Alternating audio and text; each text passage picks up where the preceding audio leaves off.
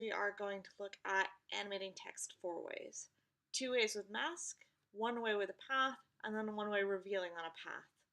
So to start for today, we are going to create a new composition. So over here in After Effects, we are going to click with a new project, click on a little film strip icon there down the lower left of your project box.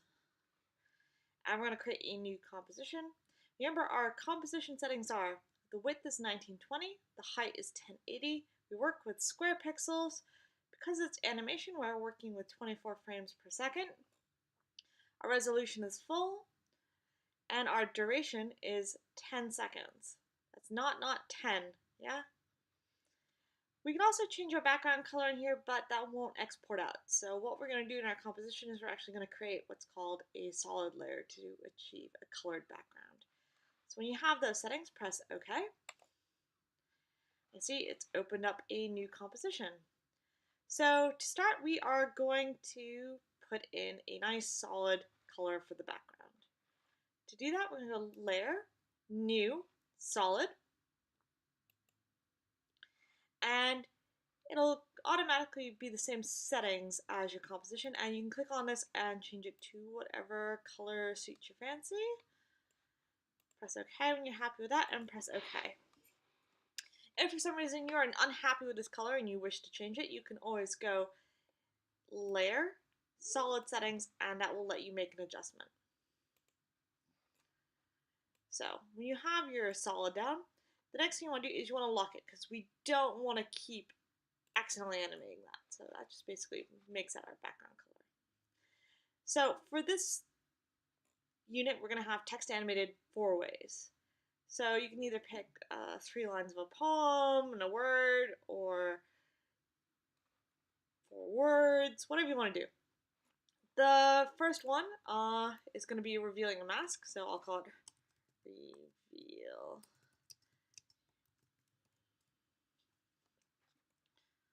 Let's adjust the size.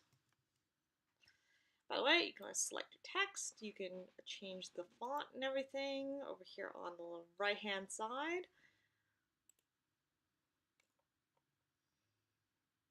You can pick the color and position it wherever you'd like it to be. The next one is going to be kind of pop up from a mask, so I'm going to create a new text layer.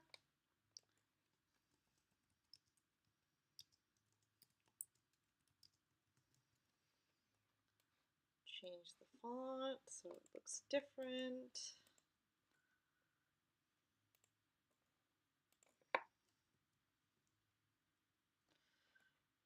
Maybe a different color, why not?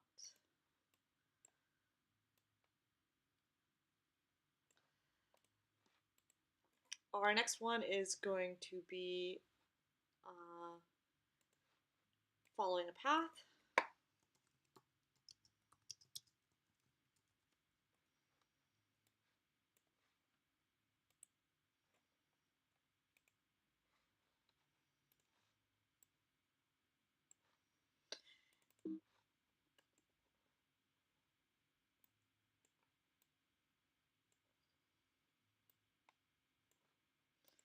And lastly, for the last layer, we are going to have to use the pen tool to trace the word, so make your word short if you're not a fan of the pen tool, or if you want to practice your pen tool, you can use a word like supercalifragilisticexpialidocious if you really want to practice the pen tool.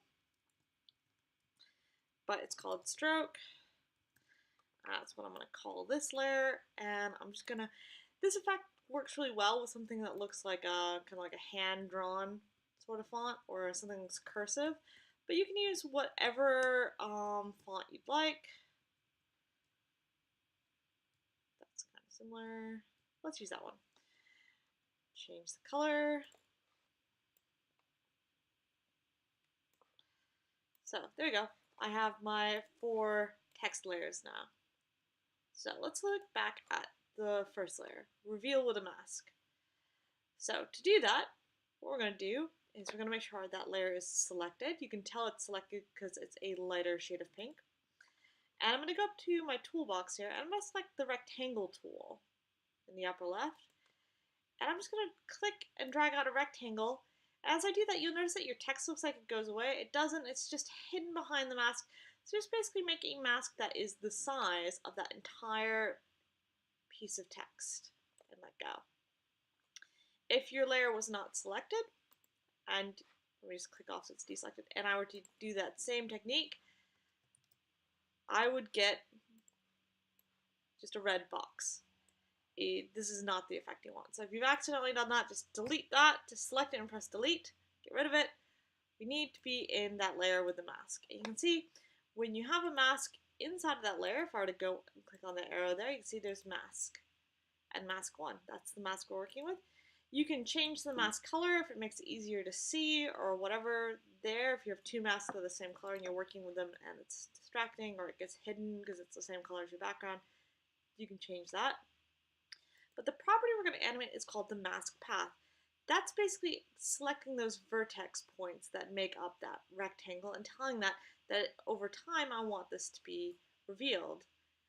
So to do that, we're going to go to the part where I want to have my text revealed. I'm going to go to 1 second. And I'm going to hit the stopwatch to the left of the word mask path. And I will create my first keyframe there. Now what I'm going to do is go to the beginning of my text. I'm going to go back to my pointer tool, which is V by the way, or you can click on the arrow up there. And basically, you want to select the two vertex points that you want to move. So I like it so my text kind of gets revealed like that, like left to right, because that's how we read.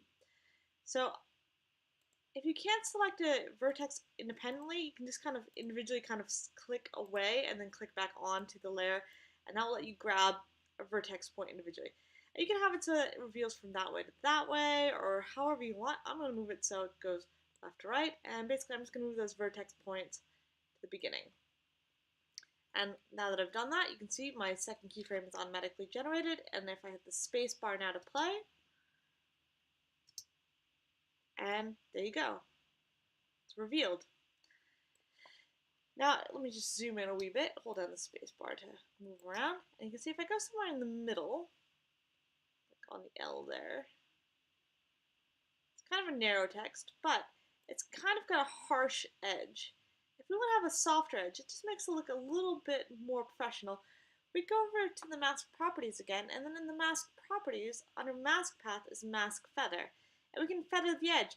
We don't have to animate that because it's going to be a constant. And we can just increase a little bit of a feather, and that just makes it look a little bit smoother, a little bit cleaner when it slides on. And this can be done with lots of different techniques and stuff. It could have been a circle shape, or it could have been a star, but we just used a rectangle to start off with. The next one we're going to do with the mask is we're going to pop up some text from a mask. To do that, what we're going to do is we're going to first animate our layer the way we want it to pop in. So that's its position, so I'm going to hit P for position. And I'm going to say, alright, at this point in time, at 2 seconds, this is where I'd like my text to be. Hit the little stopwatch icon, and then I'm going to go back to 1 second and reposition it somewhere else. So if you want it to be nice and straight, or at a 45-degree angle or something like that, just hold down the Shift key, and that will help keep that transformation. So now you see I have my path, and my text comes up from the bottom. You can do the same sort of thing, or have whatever you want. Come in from the side, right, top, whatever, it's your animation. So now, that looks great, it pops up. But it kind of interferes with the other text, and it takes a long time. I just want to see it towards the end. Now, if I were to create a mask now on this layer, my layer is selected, and I go to my mask tool, you'll notice that my mask will move with my animation. So that doesn't do the trick I want it to do. I want my mask to stay still, and I want my text to show up inside of the mask. A way of fixing this would be, I'm going to hit Command Z and undo my mask, is to pre-compose the layer. To pre-compose the layer, it's like creating a nest in Premiere. Basically, it creates a new sequence just for that layer, so before you create your pre-composed layer, make sure you're happy with your animation. Then right click on your layer and say pre-compose. And when you do that, you're going to get this pop-up window, and you want to say move all attributes to the new composition. If you don't, it kind of defeats the purpose of creating your pre-composition to this. Press OK. I can see basically it's the same thing, except this time I don't see my motion path because my motion path is inside of my sequence. What do you mean by that? If I double click on that now, you can see it takes new sequence. You can see there's my animation inside of that, just like a nest in Premiere. To go back to my main composition, it's created a second tab over here, so I can go back to composition 1, and there it is. Now what I want to do is go to the part where it's no longer moving, make sure my composition, my pre-composition is selected. It's a lighter shade of brown. Go to my rectangle tool and drag out a mask again. But this time, I don't have to animate my mask because my thing's animated. So if I were to play it now, there you go, it pops up. Now it looks a little bit late, but that's okay. I can change the timing of my animation. I can make it start wherever I want it to. I can make it so it like kind of overlaps. Yeah, I like that. So in my mask too, I can once again feather the edge, because if I go to the part where it's kind of halfway up and you look, it's kind of got that kind of harsh edge. You can see a little better if you click away. I'd like that to be a little bit softer, so I'm going to go into my mask and I'm going to just add a little bit of feather. I don't want to animate that, I just want to feather a wee bit.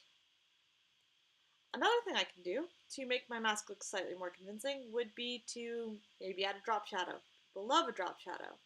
So to add a drop shadow, if I go into Effects, Stylize. By the way, if you are like me, you can never remember where an effect is. You can always see your older effects up there in the tab. You can always look over here in your effects panel. Go to Effects and Presets, and if I know my effect is called Drop Shadow, there it is, Perspective Drop Shadow. I can just drag and drop it onto that layer, and that will apply my drop shadow, and I can adjust the settings to however I want. I can adjust the distance. You can see that gives a nice kind of feathered kind of look there, and you can adjust the opacity and the softness and all that sort of stuff. Whatever you'd like, it's your animation. So there you go. 2 ways done. The last thing we need to do is text on a path, or 2 more things we need to do: text on a path and stroke. So to make text on a path, we need to create a path. And a path is basically a mask. They're the same sort of principle. We created a path with the rectangle tool, a mask that for the other 2 layers. For this layer, we're going to use the pen tool, and basically with the pen tool works the exact same way as the pen tool does in Illustrator. So I'm going to make sure my layer is selected, and I'm just going to create a path. Remember, to create a curve on a path, all you do is click and hold, and that will give you your path. Now, if you close your path, it will hide your text, like that. I'm going to say Command Z because I don't want it to do that. I just want it to kind of go along the path. Now, it's not going along the path yet because we've got to tell it to follow the path inside of the text animation layer. So, inside of our layer text on the path, I'm going to go to Text, Path Options, and where it says Path None, I'm going to now say it's Mask 1, that mask I created. And the instant it does that, it snaps onto that path. And you can say reverse path if you want it the other way around on the path. You can prepend a path, that basically means it like sticks to the direction of the path is going on. And the feature you're going to animate is called the first margin. So basically just drag that along till, I'm just going to keep dragging it till it's off of my text. You can see it kind of makes up a margin if it goes all the way off. Set your keyframe on first margin, and then drag your timeline further along, and then just drag it so it follows along that path till it leaves my screen. And now I have 2 keyframes. If I just select off so you don't see the path, oops, if you're in your tool still, it keeps making points. Hit V to go back to your pointer tool. Select off, and now you can see my text follows the path. And you can manipulate that however you want. But that's just a nice, simple way of another way of creating a motion path. And you can see it kind of follows it nicely along the path as it goes along. Alright, that's text 3 ways. Last way is with a stroke. So we're going to go to the layer stroke. I'm just going to zoom in because I need to kind of look what I'm doing. Make sure the layer is selected. Go back to our friend the pen tool. And just like the pen tool works inside of Illustrator, we're going to basically trace along. And we can make multiple paths for this. It doesn't have to be done in one. And the trick, the way this effect works is you just need to make a path that goes in the middle of the stroke. It doesn't need to be an outline of the whole thing because we can adjust the width and that will reveal it that way. And this is a technique you can use on things like text, or you can also use it for like a graphic that you've created and have it make it look like it's drawn on that way. Basically, I'm just going back to my pointer tool. You can see I'm making it look kind of all like it's one path, but you can hit the escape key and make it look separate.